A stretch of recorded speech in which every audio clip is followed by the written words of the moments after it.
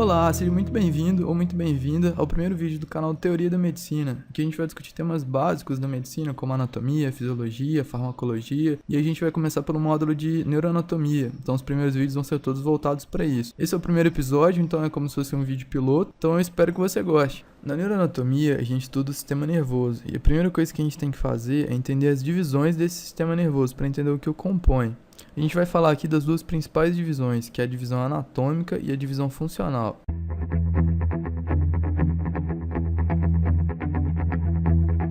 Vamos falar primeiro da divisão anatômica, que é aquela divisão clássica entre sistema nervoso central, de vermelho aqui, e sistema nervoso periférico. Isso é a divisão anatômica do sistema nervoso. O sistema nervoso central é o que está representado nesse desenho aqui, ó, que é a parte do sistema nervoso encoberta por osso. Tem estrutura óssea aqui em volta. Imagina que essa linha branca nesse diagrama seria o crânio. Aqui em cima, que é o osso, né? E na parte de baixo aqui a gente teria a coluna vertebral, que são as vértebras, também chamado de coluna espinhal.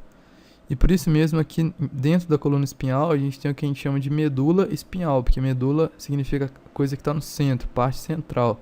E dentro aqui a gente teria a medula espinhal. E dentro do crânio a gente tem o encéfalo. Então as partes do sistema nervoso central são essas duas. O encéfalo, que é dividido em algumas partes que a gente vai comentar, e a medula espinhal.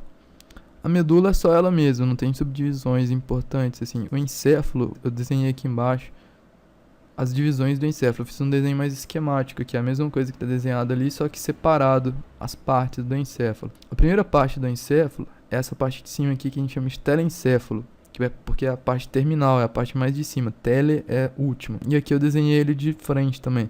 Tá vendo? Essa parte aqui é como se fosse isso daqui visto de frente. Eu desenhei de frente só para você ver que tem dois hemisférios, duas partes. Tem um hemisfério de um lado e um hemisfério de outro. A gente divide o telencéfalo em dois hemisférios, que são conectados aqui no centro. Mas eu não vou entrar nisso agora não. Só para você ver o seguinte, telencéfalo é a mesma coisa que hemisférios cerebrais, o esquerdo e direito. Dentro do telencéfalo tem a segunda parte do encéfalo, que não daria para ver, então vou botar pontilhado aqui, que é o diencéfalo, que a gente chama. Que é uma coisa ímpar. O telencéfalo são dois, um hemisfério de cada lado, e o diencéfalo é uma coisa central aqui, diencéfalo. Tá aqui dentro. A maioria dos autores usa o termo cérebro para o conjunto de telencéfalo mais diencéfalo. Então isso daqui seria o que a maioria dos autores chama de cérebro. E é a expressão que a gente vai usar aqui também. Abaixo do cérebro a gente tem o tronco encefálico, que é o conjunto dessas três partes separadas aqui. Tronco encefálico. Porque juntas elas são como se fosse um tronco de uma árvore mesmo. A copa dessa árvore seria o cérebro. E as três partes são mesencéfalo, ponte, bulbo. Os três juntos são chamados de tronco encefálico. E aqui atrás a gente tem o cerebelo. Essas são as partes do encéfalo. Vamos voltar lá para cima. Aqui você tem que entender o seguinte. Existem três funções essenciais do sistema nervoso, que é a motricidade, a sensibilidade e a associação. A gente vai estar sempre falando de uma dessas três coisas na neuro, de uma forma geral. Ou a gente está falando de movimento, ou a gente está falando de sensibilidade, ou a gente está falando de associação.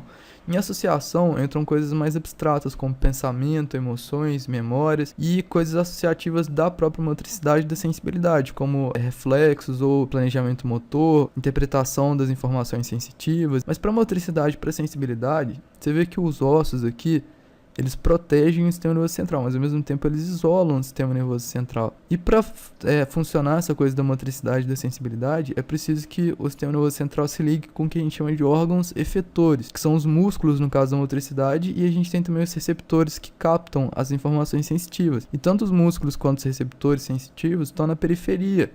Eles não estão aqui, o sistema nervoso central tem que ter um jeito de chegar até eles. Como que ele faz isso? Através do sistema nervoso periférico, que é basicamente representado pelos nervos, que é esse aqui que está desenhado. Os nervos que saem do sistema nervoso central e vão até onde for preciso, vão até a ponta do seu dedão, vão até suas costas, aonde for preciso inervar, o nervo vai. Por isso que a gente fala inervação, porque é onde o nervo vai. E o nervo não faz nada mais do que conectar o sistema nervoso central com esses órgãos efetores. Lembra que tem dois tipos de nervo, os nervos espinhais, que saem da medula espinhal, e os nervos cranianos, que são os que saem ou entram, né, se conectam com o tronco encefálico, então o sistema nervoso periférico. São os nervos, e tem mais um componente fundamental também, que são os gânglios, que são aglomerados de corpos de neurônio no sistema nervoso periférico, enquanto que o núcleo seria aglomerado de corpos de neurônio no sistema nervoso central, aglomerados aqui. A gente vai falar melhor sobre isso futuramente. Só para você saber, existem dois tipos de gânglios, os gânglios sensitivos e os gânglios autonômicos. A gente já vai comentar sobre isso. A próxima coisa que eu queria comentar de diferença entre o sistema nervoso central e periférico é que o sistema nervoso central tem o que a gente chama de meninges. São membranas, meninges protetoras também, da mesma forma que o osso protege, a gente tem as meninges, são 3. Dura mater, de fora para dentro, dura mater, aracnoide mater e pia mater, estão aqui em volta. Vou desenhar uma linha só, mas imagina que são 3, só para facilitar nosso diagrama aqui, envolvendo tanto o sistema nervoso central lá em cima, que é o encéfalo, quanto a medula embaixo. Sistema nervoso periférico não tem meninge. Sistema nervoso periférico, os nervos, eles são encapados, mas eles são encapados por tecido conjuntivo, não é especializado igual no sistema nervoso central. Não tem essa formação tripla, essa barreira membranosa tripla, como tem no sistema nervoso central. E dentro dessa camada meninge, dessas 3 meninges, na verdade, entre a aracnoide e a pia mater, no que a gente chama de espaço subaracnoide, a gente tem uma coisa chamada líquor. Líquor é um líquido que, dentre outras funções, tem a função de proteção mecânica. Eu estou desenhando aqui no nosso diagrama, mas entendo que ele está no espaço subaracnoide, que é entre a aracnoide e a pia mater. Pra você ver aqui como é que o sistema nervoso central é isolado. Ele tem várias camadas de proteção mecânica que isolam ele do resto. O líquor é muitas vezes abreviado como líquido cefalorraquidiano. Então o pessoal escreve assim, líquido cefalorraquidiano, ou então líquido encefalorraquidiano, bota LER. Ou então líquido cérebro espinhal. São várias abreviações que você vai ver por aí, que é a mesma coisa que líquor. Isso aqui é líquor. Só tem no sistema nervoso central, não tem no sistema nervoso periférico. Pra você ver como é que o sistema nervoso periférico é bem mais simples. Ele é só uma ponte entre o sistema nervoso central e a periferia. A última coisa que eu queria comentar aqui nesse tópico é que tanto o sistema nervoso central quanto o sistema nervoso periférico tem o que a gente chama de mielina. A gente vai explicar futuramente o que é a função da mielina, qual que é a sua importância. Quero só chamar a atenção para o seguinte, os dois têm mielina, só que não é a mesma mielina. Vamos botar aqui como se fosse mielina A e mielina B, porque não é a mesma célula que produz em cada um. No sistema nervoso central a gente vai estudar depois que são os oligodendrócitos que produzem, enquanto que no sistema nervoso periférico são as células de Schwann, que são células diferentes da neuróglia de cada um, porque não é a mesma neuróglia que cada um tem. E isso é importante clinicamente, porque doenças que afetam a mielina do sistema nervoso central não afetam a mielina do sistema nervoso periférico. A segunda divisão que a gente vai falar é a divisão funcional, que é uma divisão mais didática, mas muito importante, você já vai entender por quê. Nessa divisão a gente separa o sistema nervoso somático do sistema nervoso visceral. O sistema nervoso somático é também chamado de sistema nervoso da vida de relação, porque é a parte consciente e voluntária do sistema nervoso, enquanto que o sistema nervoso visceral é a parte inconsciente e involuntária, e por isso a gente chama também de sistema nervoso da vida vegetativa, sistema nervoso visceral. Os dois têm um braço motor e um braço sensitivo. Vou botar aqui motor, sensitivo.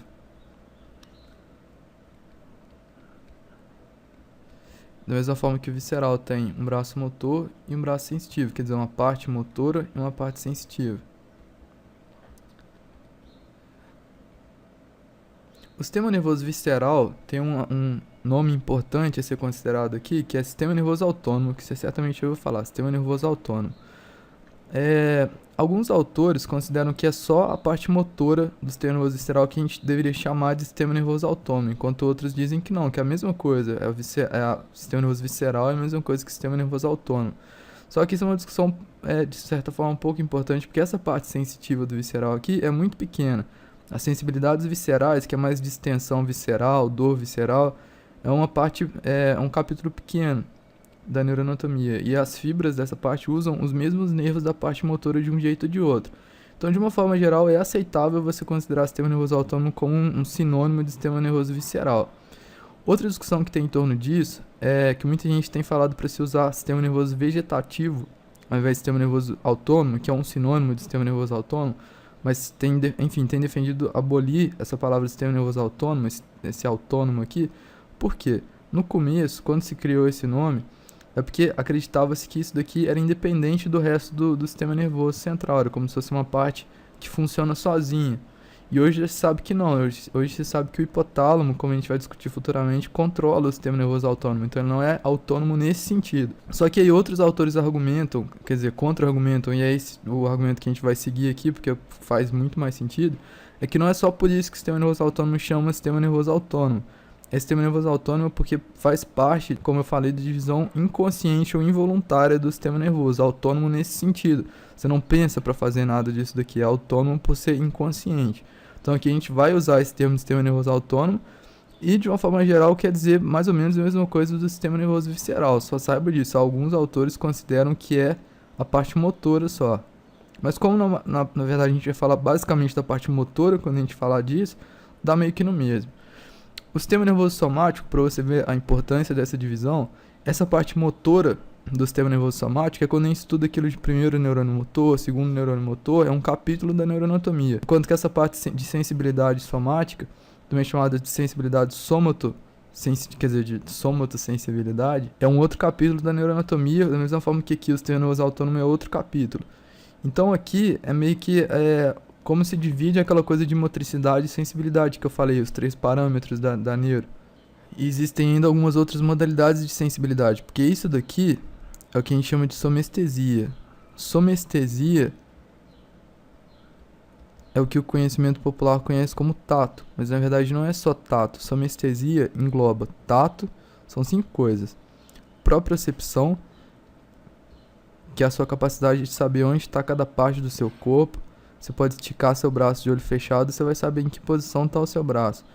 Sensibilidade térmica, vou botar aqui abreviação de termossensibilidade. Dor, porque cada uma dessas modalidades aqui tem receptores próprios, tem uma via própria, não é a mesma coisa. E palestesia, que é sensibilidade vibratória. Sentir a vibração não é a mesma coisa que tato, que não é a mesma coisa que dor, que não é a mesma coisa que propriocepção. Estuda dentro de somestesia, que é o ramo sensitivo do sistema nervoso somático. Existem ainda as outras modalidades de sensibilidade, que são sensibilidades especiais, que é entre aí, visão, audição, que são os outros sentidos que a gente tem como conhecimento geral, olfato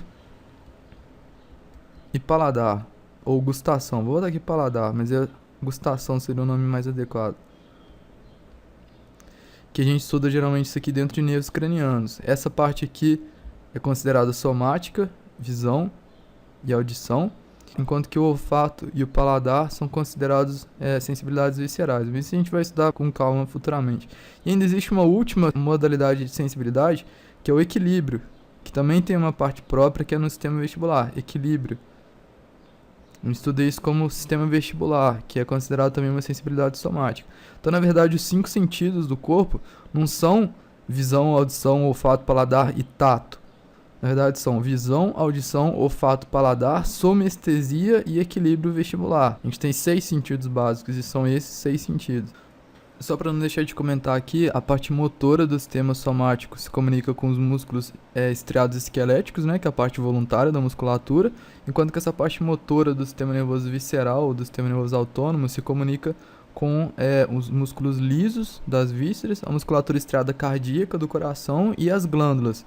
E uma outra coisa que eu comentei agora há pouco, só para deixar claro nesse contexto aqui, essa parte sensitiva do sistema somático tem gânglios, e essa parte motora do sistema nervoso autônomo também tem gânglios. Os dois a gente vai falar de gânglios, na hora você vai lembrar disso. O sistema motor somático não tem gânglios, porque todos os corpos de neurônios daqui estão dentro do sistema nervoso central. São todos núcleos. E agora todos esses tópicos que estão escritos aqui vão ser temas dos nossos próximos vídeos, que são temas da neuroanatomia. Era isso que eu tinha pra falar nesse vídeo, espero que você tenha gostado desse episódio piloto. Se tiver alguma crítica ou sugestão, não deixe de fazer, que vai ser muito bem-vindo. E a gente se vê no próximo vídeo.